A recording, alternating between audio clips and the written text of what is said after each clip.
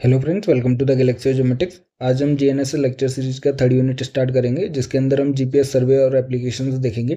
हमने जीपीएस की एप्लीकेशन और उसके बारे में पहले भी थोड़ा थोड़ा डिस्कस किया है। और आज इम्पोर्टेंट जो इस यूनिट में रहेगा वो रहेगा हमारे पास जीपीएस मेजरिंग टेक्निक, जिसके अंदर हमारे पास 5 टेक्निक्स रहेंगी।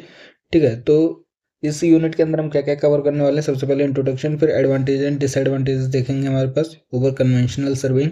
जैसे हमारे पास बहुत सारे इक्विपमेंट्स होते हैं सर्वेइंग करने के, उस पर अगर हम जीपीएस टेक्निक को यूज करते हैं सर्वेइंग के लिए, तो क्या एडवांटेजेस रहेंगे हमारे पास और क्या डिसएडवांटेजेस रहेंगे, वो भी चीज़ देखेंगे इसमें। उसके बाद जीपीएस नेविगेशन और जीपीएस सर्वेइंग के बीच का डिफरेंस समझेंगे। और फोर्थ पॉइंट में जो इंपॉर्टेंट है वो है हमारे पास जीपीएस मेजरिंग टेक्निक। इससे रिलेटेड क्वेश्चंस पूछे जाते हैं गेट एग्जाम में, तो इनको अच्छे से समझेंगे। स्टैटिक हो गया, rapid static, kinetic, kinematic, real time kinematic जो कि आरटी के होता है, और स्टॉप एंड गो टेक्निक रहेगी हमारे पास। ठीक है, उसके बाद जो इंपॉर्टेंट चीज़ है वो है एप्लीकेशंस। एप्लीकेशंस ऑलरेडी हम जानते हैं कि आजकल हर एक चीज़ में जीपीएस का यूज होता है। मिलिट्री और नेविगेशन और सर्विंग मैपिंग और रिमोट सेंसिंग ये है इसमें। एविएशन में बहुत ज़्यादा इंपॉर्टेंट है हमारे पास जीपीएस। ठीक है, एनवायरनमेंट हो गया, जियोडेसी हो गया, टाइम मेजरमेंट हो गया, लैंड सर्विंग एप्लीकेशन, ये बहुत सारी एप्लीकेशंस हैं। इसके अलावा भी बहुत सारी कमर्शियल एप्लीकेशंस भी अवेलेबल है, जो कि आजकल बहुत ज़्यादा यूज होता है जीपीएस का। ठीक है, तो एक एक चीज़ समझ लेते हैं। सबसे पहले इंट्रोडक्शन देखते हैं। जैसे कि हमें पता है कि जीपीएस जो है वो हमारे पास सर्वेइंग के लिए भी यूज किया जा सकता है, जो कि एडवांस सर्वेइंग का फील्ड रहता है। ठीक है, नेविगेशन और पर्पज़ के लिए भी जीपीएस टेक्नोलॉजी यूज की जाती है, जिसके लिए हमारे पास इलेक्ट्रॉनिक डिवाइसेस की रिक्वायरमेंट रहती है। जैसे रिसीवर की हम बात कर रहे थे, रोवर रिसीवर रहता है एक हमारे पास बेस और रेफरेंस रिसीवर रहता है।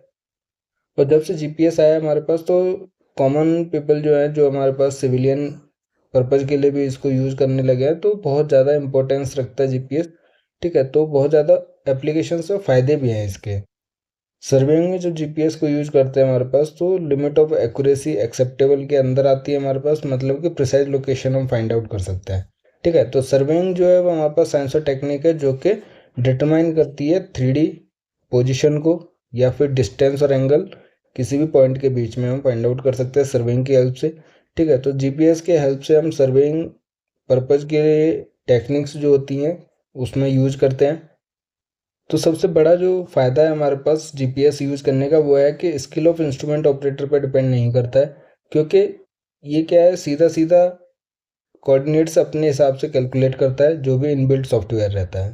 फिर उसमें हम जो भी एक्यूरेसी फाइंड आउट कर सकते हैं, मतलब कि जो भी एरर है उसको हम एलिमिनेट कर सकते हैं या फिर रिड्यूस कर सकते हैं, तो हमारे पास एक्यूरेसी इंक्रीज होती है। जैसे कि हमने सोर्सेज ऑफ एरर देखे थे डीजीपीएस टेक्निक के, वैसे ही हमारे पास उनको जब हम मिनिमाइज कर देते हैं, रिड्यूस कर देते हैं, तो एक्यूरेसी बढ़ जाती है। तो हमारे पास जीपीएस का सबसे बड़ा एडवांटेज है सर्वेइंग पर्पज में कि ये इंस्ट्रूमेंट ऑपरेटर की स्किल पर डिपेंड नहीं करता है, क्योंकि ये इनबिल्ट सॉफ्टवेयर से डेटा कलेक्ट करके कैलकुलेशन करता है हमारे पास। ठीक है, तो उसी के हिसाब से देखिए एडवांटेज और डिसएडवांटेज पे देख लेते हैं हमारे पास कि कन्वेंशनल सर्विंग मेथड्स जो होते हैं, जो इंस्ट्रूमेंट्स होते हैं बहुत सारे, जैसे आप टोटल स्टेशन बात कर लीजिए या फिर कोई भी थियोडोलाइट सर्विंग जो भी आप यूज़ कर रहे हो, उसके बेसिस पे अगर हम जीपीएस का यूज़ करते हैं तो क्या एडवांटेजेस रहेंगे हमारे पास और क्या डिसएडवांटेज, क्योंकि हर एक चीज़ का कुछ ना कुछ फ़ायदा होता है, कुछ ना कुछ नुकसान भी देखने के लिए मिलता है। तो सबसे पहले हम एडवांटेजेस देख लेते हैं। तो GPS satellites serving technique over conventional serving,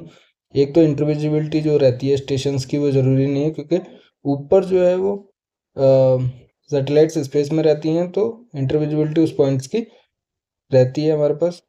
जिस किसी भी दो पॉइंट्स की अगर आप कोऑर्डिनेट्स फाइंड आउट करना चाहते हो, तो ज़रूरी नहीं है वो दोनों एक दूसरे से इंटरविजिबल हो। आप वो, क्योंकि वो जीपीएस की जो सैटेलाइट्स है उनसे विजिबल रहता है, तो वो कैलकुलेट कर सकता है अपनी पोजीशन। ठीक है, operations are weather independent because GPS use radio frequency to transmit the signal.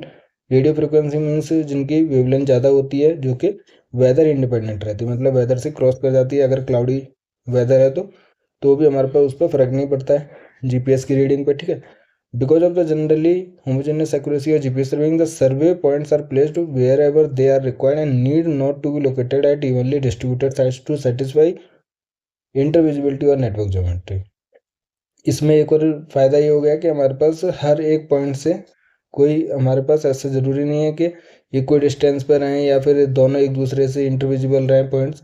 तो जिस पॉइंट्स का भी आपको लोकेशन या कोऑर्डिनेट्स फाइंड आउट करना है, उसमें आप जीपीएस टेक्निक से ईजिली फाइंड आउट कर सकते हो without intervisibility between the points, and हमारे पास कोई भी इक्वी डिस्टेंस की ज़रूरत नहीं है, आप कहीं पर भी पॉइंट्स को लोकेट कर सकते हो। ठीक है, जीपीएस हमारे पास round the clock for data logging purposes. ठीक है, तो जीपीएस जो है वो राउंड द क्लॉक यूज करता है, और इसकी जो क्लॉक है वो हमारे पास काफ़ी एक्यूरेट भी रहती है, प्रिसाइज भी रहती है।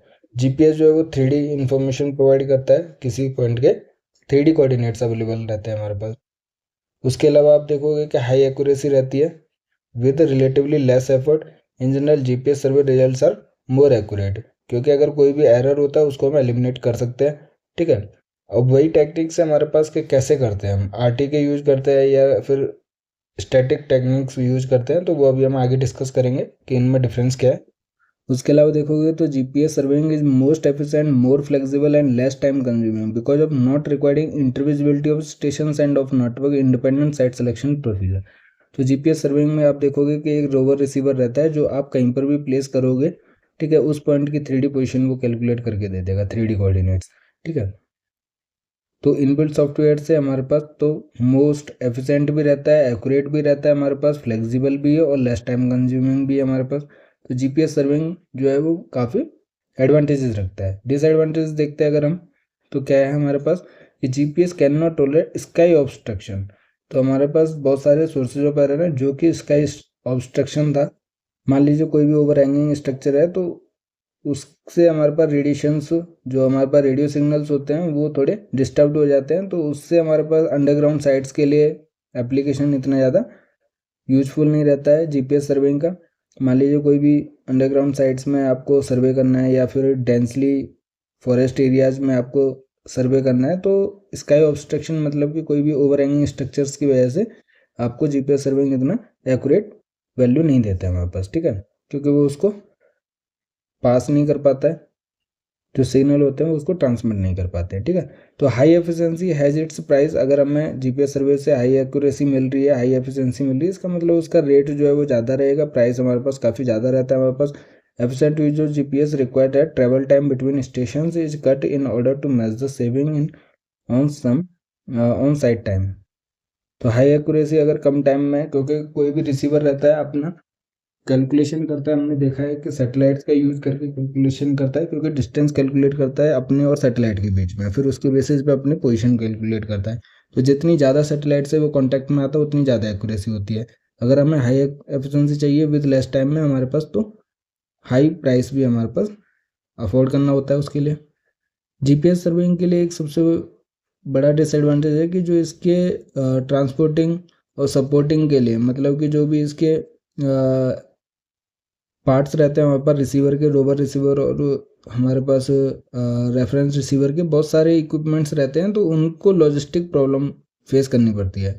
हमारे पास एक्यूरेसी तो अचीव रहेगी, लेकिन जो उसका कॉस्ट रहेगा, एक तो ले जाने में ट्रांसपोर्टिंग और सपोर्टिंग कॉस्ट जो रहेगा हमारे पास, ठीक है, वो बहुत ज़्यादा बढ़ जाता है और डिफ़िकल्ट होता है। हेलीकॉप्टर में भी necessary for surveying the cost of the survey will definitely raise. अगर हेलीकॉप्टर का यूज़ कर रहे हैं तो और ज़्यादा प्राइस हमारे पास बढ़ जाता है।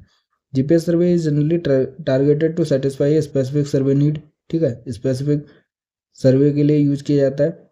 GPS would have to establish 2 intervisible stations in order to satisfy the equipments for assumed data for use by conventional survey methods. और जैसे अगर आप आगे देखोगे कि जो हमारे पास रेफरेंस और बेस स्टेशन होता है, वो हमारे पास एक नॉन स्टेशन पे प्लेस किया जाता है। उसके बेसिस पे वो अपनी एक्यूरेसी को फाइंड आउट करता है, जो भी एरर रहता है उसको फिर एलिमिनेट करता है। तो ये नॉन कोऑर्डिनेट्स हमारे पास कन्वेंशनल मेथड से कैलकुलेट किए जाते हैं, उसी के बेसिस पर ये अपनी और नॉन कोऑर्डिनेट्स के बीच के वेरिएशन को फाइंड आउट करता है और उस एरर को एलिमिनेट करता है। तो हमारे पास क्या है कि 2 इंटरविजिबल स्टेशंस की रिक्वायरमेंट रहती है, जो कि एज्यूम्ड डेटा के लिए कंपलसरी रहता है। ठीक है, उसको सेटिस्फाई करने के लिए, मतलब कि उसको कैलकुलेट करने के लिए। तो ये क्या है, हमारे पास सर्विंग मेथड की रिक्वायरमेंट रहती है। हॉरिजॉन्टल और वर्टिकल कोऑर्डिनेट जो जीपीएस से निकलते हैं वो transform if they are useful for conventional survey application. तो ये तो एडवांटेज हो जाता है कि जीपीएस जो है वो डेटा कैलकुलेट और ट्रांसफ़र किया जा सकता है कन्वेंशनल सर्वे एप्लीकेशंस में, जो कि XYZ कोऑर्डिनेट्स रहते हैं। ठीक है, लेकिन उनको क्या ट्रांसफॉर्म करना पड़ता है, जो कि हर एक कन्वेंशनल जो इक्विपमेंट रहता है उस फॉर्म में होना चाहिए डेटा। तो ठीक है, तो वो एक डिसएडवांटेज है कि इसका जो डेटा है वो ट्रांसफॉर्म किया जाता है अब में, अगर किसी कन्वेंशनल सर्वे एप्लीकेशन में उसको यूज़ करना है तो। जीपीएस सर्वे के लिए हमारे पास strategy for planning field operation for data collection along with the different data analysis method to be developed. तो हमारे पास प्लानिंग रिक्वायरमेंट रहती है इसके लिए। जीपीएस सर्वे थोड़ा प्लानिंग के साथ किया जाता है क्योंकि बहुत सारे इक्विपमेंट्स रहते हैं इसके, और फिर प्राइस भी काफ़ी रहता है हमारे पास। ठीक है, उसके बाद जो भी डेटा हमारे पास कलेक्शन रहता है उसको एनालाइज करने के लिए डिफरेंट मेथड्स डेवलप किए जाते हैं जीपीएस सर्विंग टेक्निक्स के अंदर। ठीक है, तो ये बेसिकली एडवांटेज और डिसएडवांटेज हैं। आप अगर देखोगे खुद से तो आपने सर्विंग किया होगा एक कन्वेंशनल टेक्निक्स का यूज करके, और अगर आप जीपीएस टेक्निक का यूज करते हो तो कितने ज़्यादा वेरिएशन मेथड्स और बहुत सारी फ़ायदे और नुकसान देखने के लिए मिलते हैं आपको। जहाँ एक्यूरेसी है मतलब कि वहाँ पैसा भी ज़्यादा लगेगा। ठीक है, तो वो हमारे पास जीपीएस सर्विंग के अंदर देखने के लिए मिलता है।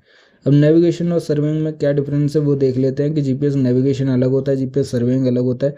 GPS surveying is mostly associated with the traditional functions of establishing geodetic control, supporting engineering, construction, cadastral surveys and making of maps, whereas GPS navigation supports the safe passage of a vessel or aircraft from the port of departure while underway and to its point of arrival।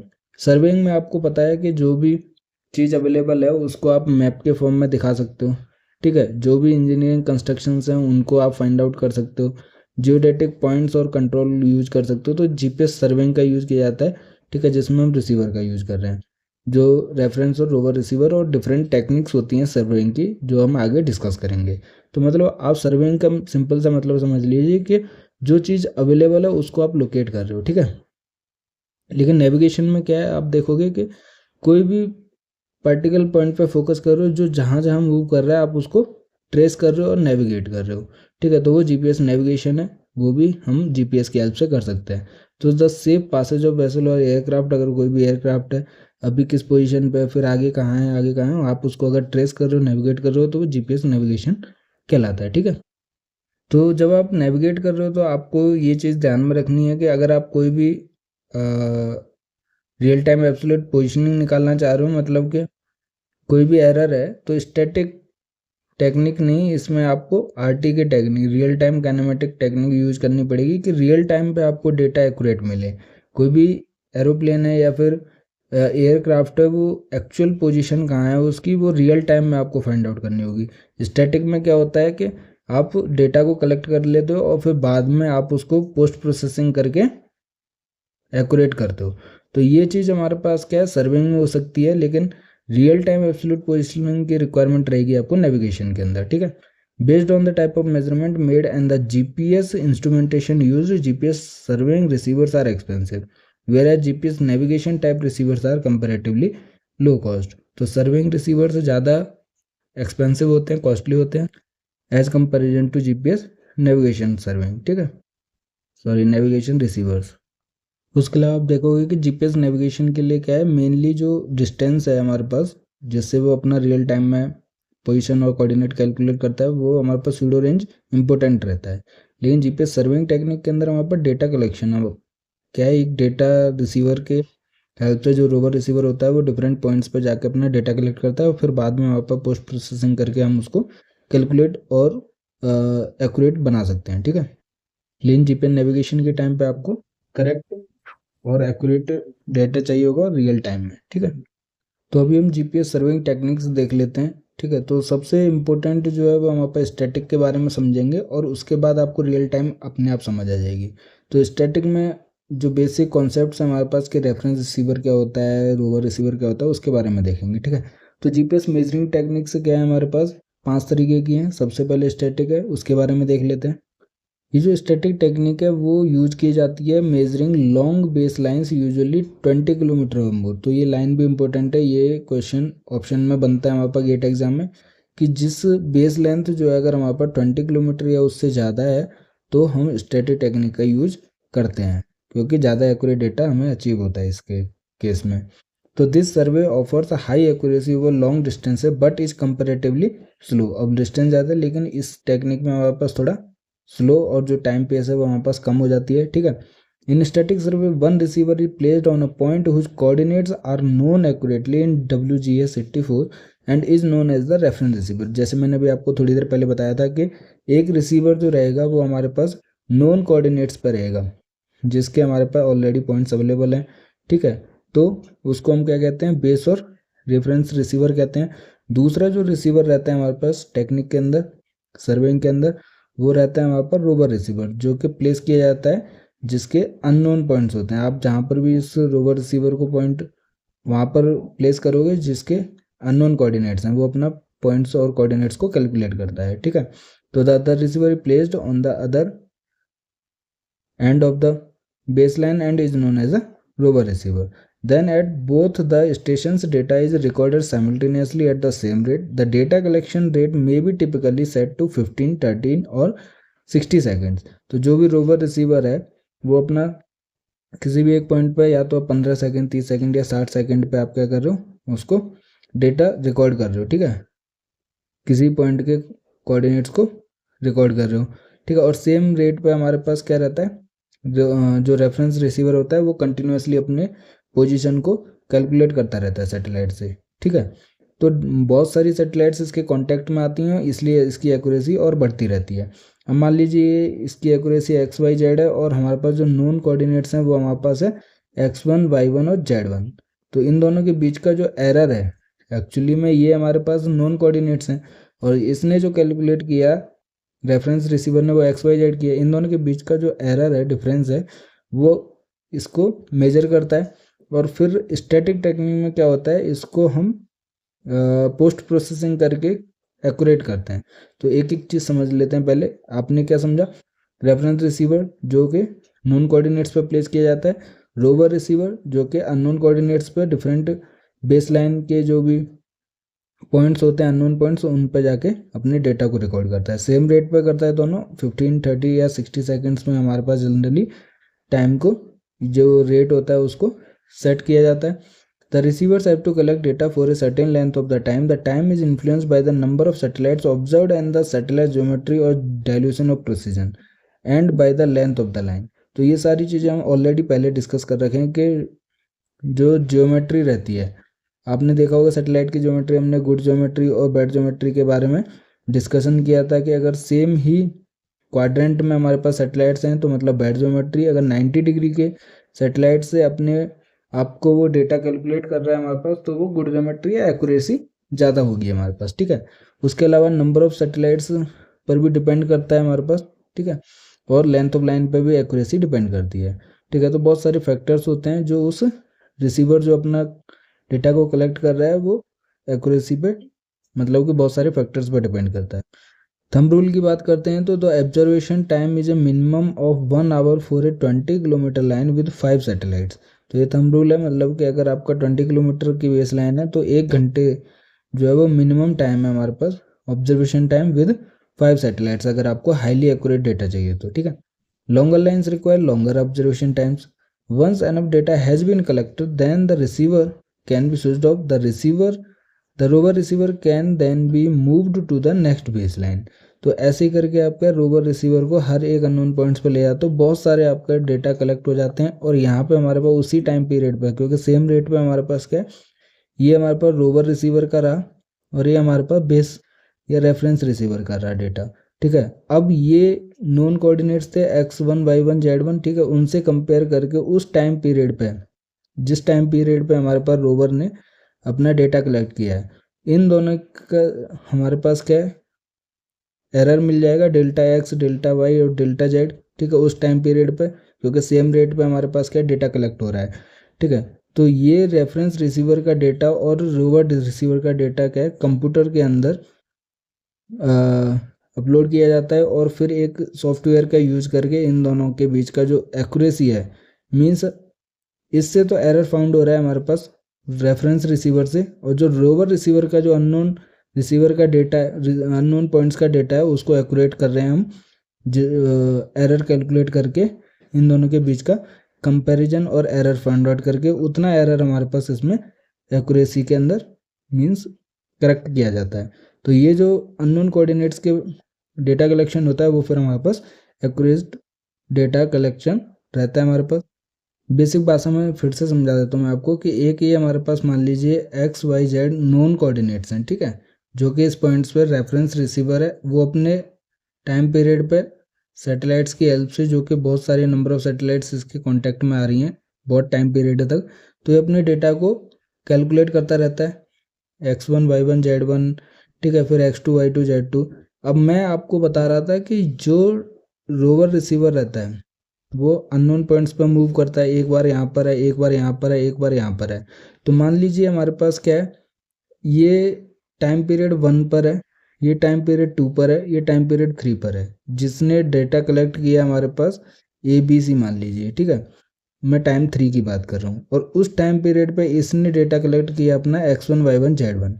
Actually में हमारे पास जो इस point का coordinate है वो है x Y Z. तो इन दोनों के बीच का जो डिफरेंस है, जो एरर है उस टाइम पीरियड का और इस टाइम पीरियड का जो कोऑर्डिनेट है, इन दोनों को पोस्ट प्रोसेसिंग के अंदर, कंप्यूटर के अंदर, सॉफ्टवेयर के अंदर डेटा को करेक्ट किया जाता है, जिससे कि ये जो ABC है वो एक्यूरेट होकर कितना हो जाएगा, A1 B1 C1, ठीक है। मतलब कि जो भी एरर रहेगा उस टाइम पीरियड पे, कितना टाइम पीरियड पे एरर था, वो पोस्ट प्रोसेसिंग में करेक्ट किया जाता है, ठीक है। तो जो रोवर रिसीवर का डेटा पहले इनएक्यूरेट रहता है वो बाद में पोस्ट प्रोसेसिंग के बाद एक्यूरेट हो जाता है। हमारे पास जो भी एक्यूरेसी अचीव होती है वो डिपेंड करती है हमारे पास, एक तो डायल्यूशन ऑफ प्रिसीजन पे, नंबर ऑफ सैटेलाइट्स ऑब्जर्व पे, हमारे पास लेंथ ऑफ लाइन पे भी डिपेंड करती है। तो वो सारे फैक्टर्स रहते हैं हमारे पास, बट एक बेसिक जो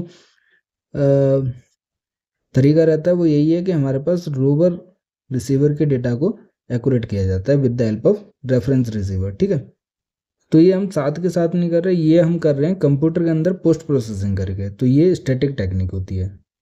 अगर मैं आपको थोड़ा सा हिंट दे दूं कि अगर यही डेटा, जो एरर हमारे पास रेफरेंस रिसीवर और रोवर रिसीवर के बीच का, यहाँ पे जो हमने एरर कैलकुलेट किया उस टाइम पीरियड पे डेल्टा ई, ठीक है, वो अगर एक्यूरेटली उसी टाइम पीरियड पे एरर को रोवर रिसीवर के डेटा में करेक्टिफाई किया जाता है, तो वो रियल टाइम काइनेमेटिक टेक्निक होती है। बट हम यहाँ पे क्या है, कंप्यूटर के अंदर ले जाके दोनों डेटा को उस टाइम पीरियड पे जो भी एरर था उस टाइम पीरियड का जो कोऑर्डिनेट इन्फॉर्मेशन कलेक्ट की थी रोवर रिसीवर में, उसमें एक्यूरेसी अचीव करते हैं, तो वो हमारे पास स्टैटिक टेक्निक होती है, ठीक है। तो इन दोनों में बेसिक डिफरेंस यही रहता है।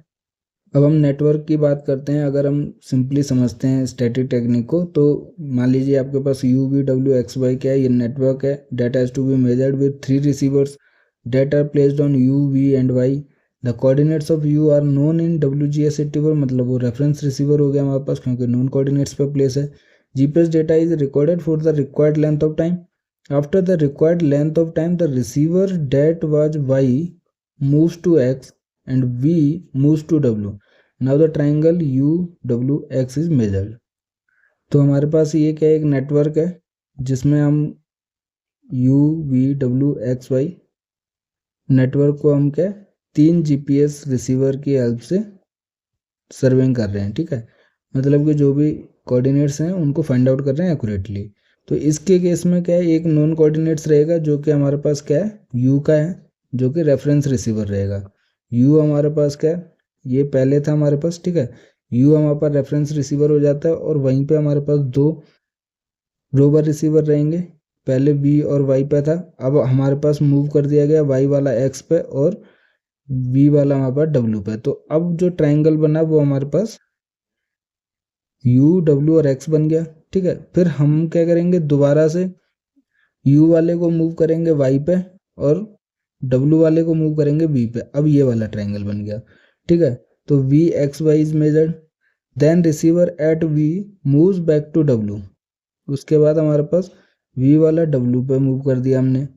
The line YW is measured. तो इससे की हेल्प से हमारे पास हर एक ट्राइंगल जो बन रहा था, जो भी हमारे पास 5 कोऑर्डिनेट्स के जो भी 5 पॉइंट्स हैं उनके बीच में जो भी ट्राइंगल या लिंक रहेगा हमारे पास, ठीक है, वो हमारे पास क्या मेजर कर लिया गया है। तो ये स्टैटिक टेक्निक है कि उनको मूव करके, रोवर रिसीवर को और रेफरेंस रिसीवर को मूव करके आप क्या कर रहे हो, हर एक पॉइंट्स के बीच का जो लिंक है, जो भी नेटवर्क है हमारे पास UVWXY, उसको मेजर किया जाता है, ठीक है। इसी के बेसिस पे हमारे पास जो भी डेटा रहता है उसको कंप्यूटर के अंदर अपलोड करके उसको करेक्टिफाई किया जाता है। तो ये स्टैटिक टेक्निक है।